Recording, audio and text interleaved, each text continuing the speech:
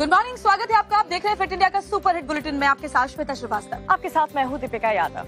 तो रोज की तरह एक बार फिर से हम इस शो को लेकर हाजिर हैं ताकि देश दुनिया की हर खबर आपको बता सके। तो फिट इंडिया के सुपर हिट बुलेटिन में 1 घंटे आप बने रहिए हमारे साथ। आपको बताएंगे हर जरूरी खबर जो आपके लिए जानना है जरूरी।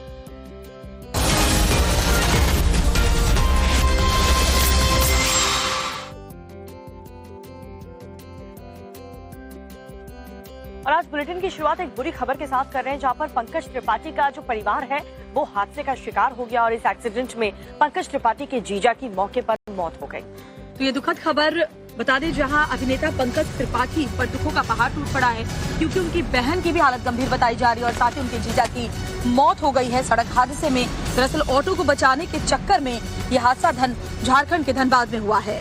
तो ये बुरी खबर आपको बता रहे हैं, पंकज त्रिपाठी का परिवार हादसे का शिकार हो गया।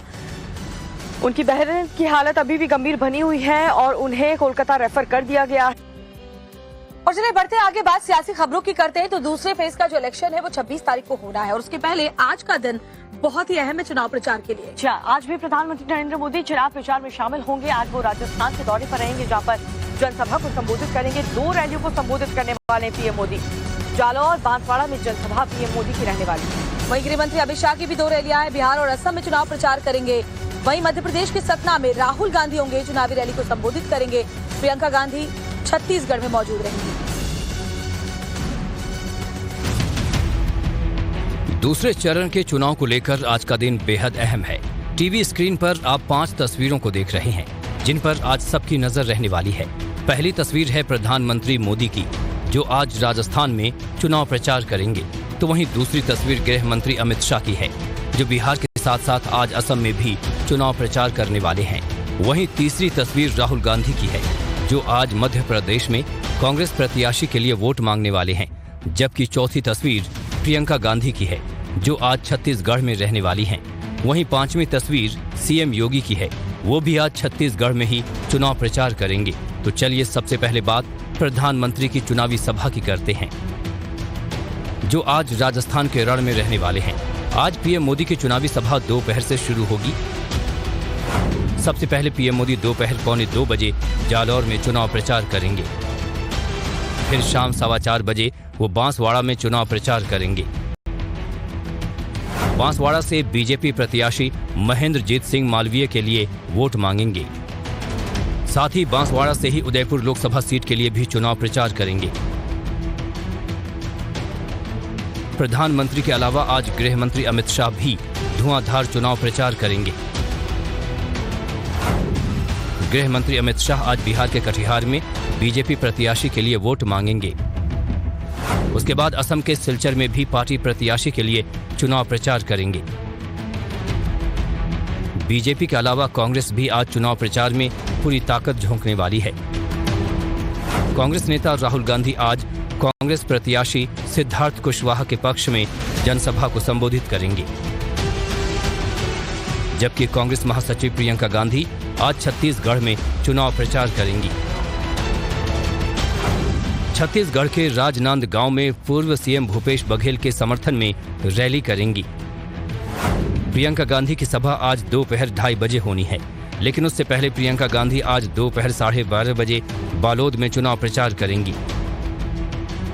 राजनांदगांव में पूर्व सीएम भूपेश बघेल के खिलाफ चुनाव मैदान में बीजेपी के संतोष पांडे खड़े हैं और उनके लिए आज ही सीएम योगी प्रचार करने आ रहे हैं। सीएम योगी आज दोपहर 12:30 बजे संतोष पांडे के लिए वोट मांगेंगे। उसके बाद 2:30 बजे कोरबा और शाम 4 बजे बिलासपुर में बड़ी रैली करेंगे। वहीं बीएसपी प्रमुख मायावती आज यूपी के मुरादनगर और अमरोहा में जनसभा करेंगी। कुल मिलाकर देखें तो आज यानी रविवार को सभी पार्टियों की तरफ से धुआंधार चुनावी वादा और दावा किया जाएगा। इस बीच एक और अहम खबर आपको बताएं, जहां पर इंडी गठबंधन की तरफ से आज एक बार फिर से शक्ति प्रदर्शन किया जाएगा। रांची में जगह रखी गई है। रांची में आज विपक्षी नेताओं का जमावड़ा होने वाला है। तो उलगुलान महारैली में देश भर के जो बड़े नेता हैं विपक्षी दलों के, वो इकट्ठा होने वाले हैं। एक मंच से 12 नेता मौजूद रहेंगे जो सभा को संबोधित करेंगे। तो राहुल इंडी गांधी और गठबंधन अखिलेश यादव भी शामिल होंगे इस महारैली में। और इसके अलावा सुनीता केजरीवाल भी मंच पर मौजूद रहेंगी। अरविंद केजरीवाल इस वक्त जेल में बंद है और उनकी पत्नी सुनीता केजरीवाल अब देखिए क्या कुछ कहती हैं इस शक्ति प्रदर्शन के दौरान। इंडी गठबंधन का आज ये शक्ति प्रदर्शन होने वाला है, रांची में रखा गया है, जिसमें इंडी गठबंधन के कई दिग्गज नेता शामिल हैं।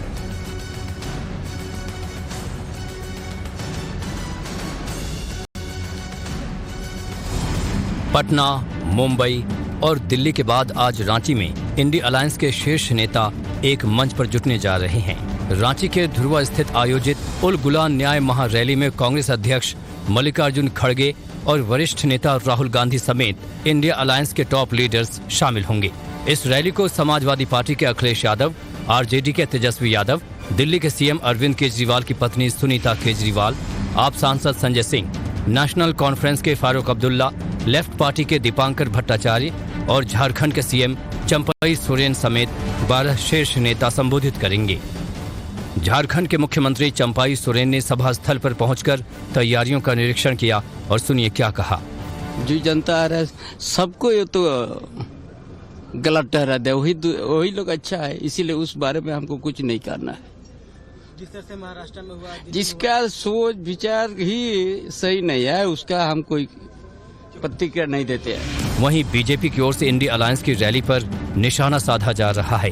बीजेपी के प्रदेश अध्यक्ष बाबूलाल मरांडी ने इसे उल गुलान रैली की बजाय आदिवासी अपमान महारैली करार दिया है। झारखंड के विरोधी भी रहे हैं, ये लोग विकास के विरोधी रहे हैं, ये लोग देश के भी विरोधी रहे हैं, ये लोग सनातनियों के भी विरोधी रहे हैं। बहरहाल चुनावी हमले के बीच इस रैली की मुख्य मेजबान पूर्व सीएम हेमंत सोरेन की पत्नी कल्पना सोरेन छाई हुई हैं। झारखंड के कई शहरों में लगे होर्डिंग्स में उनकी तस्वीरें देखी जा सकती हैं। ऐसे में इस रैली को हेमंत सोरेन की गैर मौजूदगी में झारखंड में गठबंधन के प्रमुख चेहरे के तौर पर कल्पना सोरेन को पेश करने और उनका समर्थन करने का जलसा भी माना जा रहा है। पश्चिम बंगाल से बता रहे हैं जहां पर सियासी संग्राम जारी है। टीएमसी और बीजेपी के कार्यकर्ताओं के बीच झड़प हुई है और बीजेपी नेता शुभेंदु अधिकारी ने पश्चिम बंगाल के सियासी हालात पर एक बार फिर से टीएमसी पर निशाना साधा है। टीएमसी की तरफ से भी हमला बोला गया है। पूरा अपडेट क्या है रिपोर्ट में देखिए। हर बदलते दिन के साथ बंगाल की सियासी लड़ाई तेज होती जा रही है। पक्ष और विपक्ष की जुबानी जंग आक्रामक होती जा रही है। टीएमसी को अपना किला बचाना है तो वहीं बीजेपी को ममता बनर्जी के किला में सेंध लगाना है। यही वजह है कि न सिर्फ पीएम मोदी बल्कि बीजेपी के सभी फायर ब्रांड नेता बंगाल में अपनी पूरी ताकत झोंक रहे हैं। देखिए इन तस्वीरों को। बीजेपी के ये दोनों चुनावी लड़ाके आज बंगाल में रहने वाले हैं। दार्जिलिंग में आज गृह मंत्री अमित शाह और रक्षा मंत्री राजनाथ सिंह की रैली होने जा रही है और इन दोनों बड़े नेताओं की रैली की वजह है दार्जिलिंग लोकसभा सीट पर त्रिकोणीय मुकाबला। इस सीट से बीजेपी के मौजूदा सांसद राजू बिस्ता को कड़ी चुनौती का सामना करना पड़ रहा है। तृणमूल कांग्रेस ने गोपाल लामा को मैदान में उतारा है, जबकि कांग्रेस ने इस सीट से मुनीश तमांग को उम्मीदवार बनाया है। दार्जिलिंग के अलावा रक्षा मंत्री आज बंगाल के मुर्शिदाबाद में भी चुनावी रैली करने वाले हैं। बता दें कि इसी की तमाम कोशिशों के बावजूद बंगाल में चुनावी हिंसा जारी है। और सुनिए पश्चिम बंगाल विधानसभा के नेता प्रतिपक्ष शुभेंदु अधिकारी ने चुनाव को लेकर क्या कहा है। बंगाल में जनता का साथ, पुलिस का लड़ाई, टीएमसी नहीं है। ये एक स्टेट है जहां पोस्टल वायलेंस होता है। दरअसल कल यानी शनिवार को मालदा में शुभेंदु की रैली हुई थी। आरोप है कि रैली से लौट रहे बीजेपी कार्यकर्ताओं पर हमला हुआ था, जिसमें बीजेपी के कई कार्यकर्ता जख्मी हो गए। शुभेंदु अधिकारी ने इसका आरोप भी टीएमसी पर लगाया है। वायलेंस के लिए जिम्मेदारी यहाँ का स्टेट का सरकार है। खुद चीफ मिनिस्टर, पुलिस मिनिस्टर वो दंगा फसाद भड़काने के लिए हर मंच पर भाषण में बोल रही है। आज जो बहरहाल में हमारी मीटिंग था, वो मीटिंग का बाद जो गाड़ी आ रहा था टीचर सेल, उसके ऊपर भी पत्थरबाजी हुआ। हमले दोनों तरफ से हो रहे हैं। टीएमसी भी सियासी हमले करने में पीछे नहीं है। पार्टी के राष्ट्रीय महासचिव अभिषेक बनर्जी ने एक बार फिर केंद्र पर हमला किया है और कहा कि वो अगर सत्ता में आएंगे तो हमें मछली खाने से रोक देंगे। तृणमूल दिल्ली के दरिंदों के आगे झुकने वाली नहीं है। वहीं ममता बनर्जी ने कांग्रेस और वामपंथी दलों को वोट कटवा करार दिया और उन्हें वोट देने से बीजेपी को मजबूत करना बताया है। और अब बात दिल्ली की, जहां सियासी लड़ाई में अब दवाई की एंट्री हो गई है। दरअसल मामला मुख्यमंत्री अरविंद केजरीवाल से जुड़ा हुआ है, जहां आम आदमी पार्टी आरोप लगा रही है कि जेल में उनकी डायबिटीज की दवा को रोक दिया गया है। जी और जेल की तरफ से दवाइयों को लेकर के जो खुलासा हुआ है वो बेहद चौंकाने वाला है। आप भी देखिए पूरा मामला क्या है।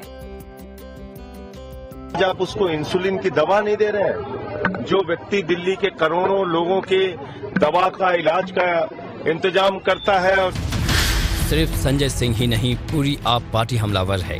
जेल में बंद मुख्यमंत्री अरविंद केजरीवाल पर ज्यादती करने का आरोप लगा रहे हैं। अब दिल्ली के सीएम अरविंद केजरीवाल की डाइट का मामला कोर्ट में है। ईडी ने कोर्ट में केजरीवाल का डाइट चार्ट देकर इस मामले में एक नई बहस छेड़ दी है। दरअसल ईडी की तरफ से जो बताया गया है उसके मुताबिक डायबिटीज से पीड़ित अरविंद केजरीवाल तिहाड़ जेल में रोज आलू पूड़ी, मिठाई और आम खा रहे हैं ताकि उनका ब्लड शुगर बढ़ जाए और बीमार होने पर मेडिकल बेल मिल जाए। ईडी के मुताबिक अरविंद केजरीवाल ने पहले से ही डायबिटीज की दवाई बंद कर रखी है, लेकिन आपका दवाई राग जारी है। शुगर के मरीज है अरविंद केजरीवाल, कह रहे हैं इंसुलिन भी लगाने का परमिशन नहीं है। मैं इतना ही कहना चाहता हूं भाजपा के नेताओं से, सब करो राजनीति, सब करो राजनीति। अरविंद केजरीवाल की जिंदगी से खेलने की आप निर्णय मत लो। मेरी हाथ जोड़ के प्रधानमंत्री जी से, गृह मंत्री जी से, एलजी साहब से निवेदन है, राजनीतिक दुश्मनी निभाओ लेकिन सारी हदें मत पार करो। ये भारत देश है। हालांकि ईडी के खुलासे के बाद बीजेपी की ओर से भी पलटवार तेज कर दिया गया है और मोर्चा संभाला है प्रदेश अध्यक्ष वीरेंद्र सचदेवा ने। सुनिए दिल्ली बीजेपी के अध्यक्ष क्या कह रहे हैं। ये बार बार कहते रहे कि धीमी मौत दी जा रही है केजरीवाल को। ये केजरीवाल की रिपोर्ट है। केजरीवाल इंसुलिन ले ही नहीं रहे थे। उन्होंने खुद बताया कि तेलंगाना के डॉक्टर से सलाह करने के बाद मैं कुछ महीने से इंसुलिन मैं नहीं ले रहा हूं, मैं तो एक ऑरल टैबलेट ले रहा हूं। वो टैबलेट इनको दी जा रही थी। चुनाव है, 25 मई को वोटिंग होनी है और उससे पहले आपके सबसे बड़े प्रचारक जेल में हैं। तभी तो आप सिंपैथी पॉलिटिक्स पर उतर आई है और बीजेपी उस पर हमले कर रही है। झूठ बोलना बंद करें। इनकी रगों में, रग रग में सिर्फ झूठ, मक्कारी और धोखा है। ये जो आज खुलासा हुआ है, ये सीधा सीधा अरविंद केजरीवाल की जमानत लेने के लिए इन लोगों ने धोखा रचा है। सुना आपने, बीजेपी ने आपके धीमी मौत वाली बात की हवा निकाल दी है और आप नेताओं पर झूठ फैलाने का आरोप लगाया गया है।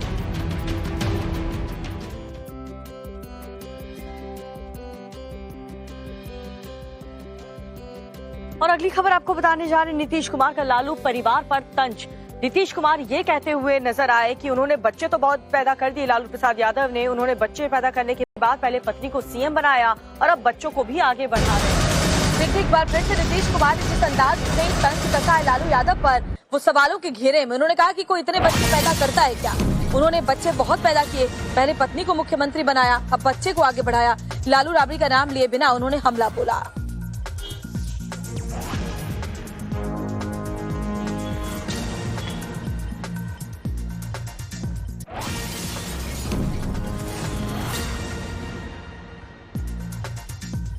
जब जाते थे तो जाने का कोई रास्ता रहता था। हम पैदल चलते थे, एक जगह से दूसरे जगह घूमते थे। तो ये हालत था पहले, लेकिन आजकल जब क्लेम करते हैं, हट गए तो बीवी को बना दिया, अब आजकल बाल बच्चा को, अब पैदा तो बहुत कर दिया। इतना ज्यादा पैदा करना चाहिए किसी को, बाल बच्चा, लेकिन उतना किया और उसी में कई गो बेटी को, दुगो बेटा को, सबको लगा कर। अब खबर मुरादाबाद से आपको दिखाते हैं, जहां ट्रक देखते ही देखते आग के गोले में तब्दील हो गया। एक के बाद एक कई धमाके हुए और आसपास अफरा तफरी मच गई। जहां ट्रक में क्या सामान रखा हुआ था, आग किस वजह से लगी और आग लगने के बाद कितना नुकसान हुआ, देखिए इस रिपोर्ट। यूपी के मुरादाबाद में आग का तांडव देखने को मिला। एलपीजी गैस सिलेंडरों से भरे ट्रक में अचानक आग लग गई। इसके बाद जोरदार धमाका हुआ और मौके पर अफरा तफरी मच गई। पूरे मामले का एक वीडियो सामने आया है जिसमें जोरदार धमाके होते दिखाई दे रहे हैं। एक के बाद एक कई धमाके हुए जिसके बाद आग लग गई। धमाके के बाद आग की लपटें आसमान में उड़ती दिखाई दे रही हैं। हालांकि गनीमत रही कि ट्रक के ड्राइवर और सहायक ने वक्त रहते छलांग लगा दी, वरना हादसे में दोनों की जान जा सकती थी। गैस से भरा हुआ ट्रक जा रहा था और ट्रक के चलते हुए ट्रक के अंदर उसके टायर के अंदर आग लगी। ड्राइवर ने गाड़ी रोकी, उसको आग बुझाने की कोशिश की, जब तक वो आग तेजी से जलने लगी ट्रक के अंदर और आग पकड़ ली। तो ड्राइवर और जो मौके के आसपास लोग थे वो दूर चले गए। तो उसके अंदर जितने भी सिलेंडर थे उन्होंने आग पकड़ ली और धीरे धीरे उनमें विस्फोट होने लगा। आसपास के जो खेत थे जिनमें भी सिलेंडर जब दूर जाके पड़ने लगे खेतों के अंदर, तो आसपास के खेतों में भी आग लगी, लेकिन आग को काबू पे पा लिया गया है। हमारी यहाँ पे फायर ब्रिगेड की 10 से 12 गाड़ियाँ लगी हुई हैं और आग को पूरी तरह काबू पा लिया गया है। किसी प्रकार की कोई जनहानि नहीं हुई है। घटना के बाद काशीपुर स्टेट हाईवे पर दोनों तरफ लंबा जाम लग गया। हादसे के बाद सड़क पर मलबा बिखरा दिखाई दिया, जहां तहां जले हुए सिलेंडर पड़े दिखाई दिए। धमाके के बाद ट्रक के परखच्चे उड़ गए। सूचना मिलने पर दमकल की कई गाड़ियां मौके पर पहुंची और काफी मशक्कत के बाद आग पर काबू पाया जा सका। खबरों की बात करते हैं तो दूसरे चरण का मतदान जो है वो 26 अप्रैल को है। मथुरा में भी इसी चरण में मतदान होना है और ऐसे में हेमा मालिनी जो कि यहाँ से बीजेपी उम्मीदवार हैं, पूरा दमखम लगा रही हैं। और न सिर्फ हेमा मालिनी बल्कि उनकी जो दोनों बेटियां हैं वो भी चुनाव प्रचार में बराबर शामिल हो रही हैं। देखिए रिपोर्ट। मथुरा सीट से बीजेपी उम्मीदवार हेमा मालिनी ने चुनाव प्रचार में पूरी ताकत झोंक दी है। शनिवार को मथुरा पहुंची हेमा मालिनी की दोनों बेटियां भी मां के लिए वोट मांगती नजर आईं। मैं बाद आ रही हूँ यहाँ पर और इतना डेवलपमेंट हुआ है, इतना अच्छा लग रहा है यहाँ पर। और खास बात यह है कि डेवलपमेंट के साथ साथ जो वृंदावन की कुंज गलियां हैं वो सब आप लोगों ने इतने अच्छे से संभाल के रखा है। द हेरिटेज जो यहाँ का जो टूरिज्म है वहाँ से उसे देखने के लिए आ रहे हैं, वो भी आप लोगों ने इतना अच्छा मेंटेन किया है। प्लस जहाँ पर डेवलपमेंट की जरूरत है वहाँ पर बहुत ही अच्छा प्रोग्रेस हो रहा है। हाँ, उन्हें 10 साल दिया है, अभी उनको और बहुत कुछ करना है और इनके सपोर्ट के साथ साथ मम्मी कर पाते हैं, तो यहाँ का सपोर्ट बहुत जरूरी है। वृंदावन पहुंचकर ईशा और आहना देओल ने विश्व प्रसिद्ध बांके बिहारी मंदिर में पूजा अर्चना की और मां हेमा मालिनी की जीत का आशीर्वाद मांगा। मेरी माँ एक कृष्ण भक्त है बहुत सालों से। जब हम बहुत छोटे थे हम यहाँ पर आए थे, पूरा परिक्रमण किया है हर मंदिर का, तो यहाँ पर आना बहुत अच्छा लगता है। और इस बार फिर हेमा जी मथुरा की तरफ से ही जीतने वाले हैं और ईशा देओल और आहना देओल ने कुछ शिक्षण संस्थानों में भी जाकर नौजवानों से बीजेपी के पक्ष में वोट डालने की अपील की। यहाँ पर यूथ से मिलने आई हूँ, उन्हें वोट करने के लिए अपील करने के लिए आई हूँ। और मैं भी यूथ को रिप्रेजेंट करती हूँ, तो I think it's my duty कि उनको वोट करने के लिए जो अवेयरनेस क्रिएट करना है वो बहुत जरूरी है। तो वहाँ पर इन्हें सबको सपोर्ट करने आई हूँ। मथुरा में दूसरे चरण में चुनाव होना है। इस सीट से हेमा मालिनी तीसरी बार चुनाव मैदान में हैं। जो भारत सरकार ने एक फैसला लिया है